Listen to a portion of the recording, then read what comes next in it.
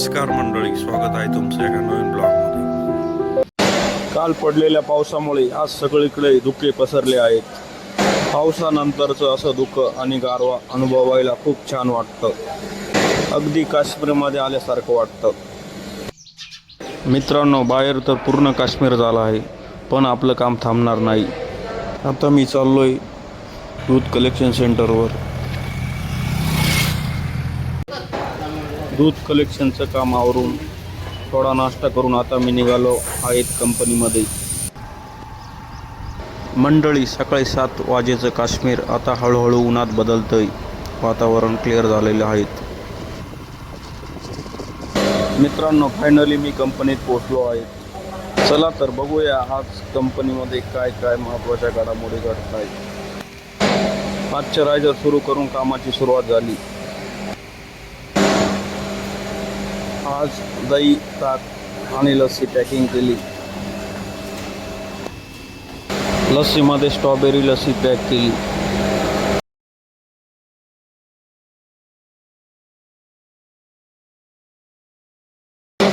मंडळी, आज कंपनीत एक महत्त्वाचं काम सुरू आहे।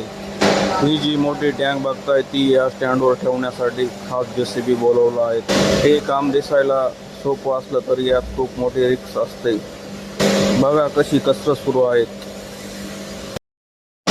मंडळी, यानंतर संध्याकाळचं दूध कलेक्शन आवरून मी पोहोचलो हनुमान जन्मोत्सव निमित्त आयोजित देव मामलेदार ब्रॉडबँड सटाणा आयोजित भव्य मिरवणुकीमध्ये।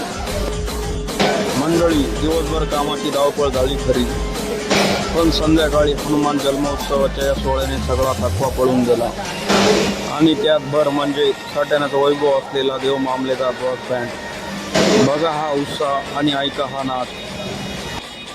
मंडळी, आजचा हा निसर्गाच्या सौंदर्यापासून ते कामाच्या धावपळीपर्यंतचा प्रवास तुम्हाला कसा वाटला कमेंटमध्ये नक्की सांगा। व्हिडिओ आवडला असेल तर लाईक करा। अशाच नवनवीन ब्लॉगसाठी आपल्या चॅनलला सबस्क्राईब करायला विसरू नका। धन्यवाद। ओम बजरंग।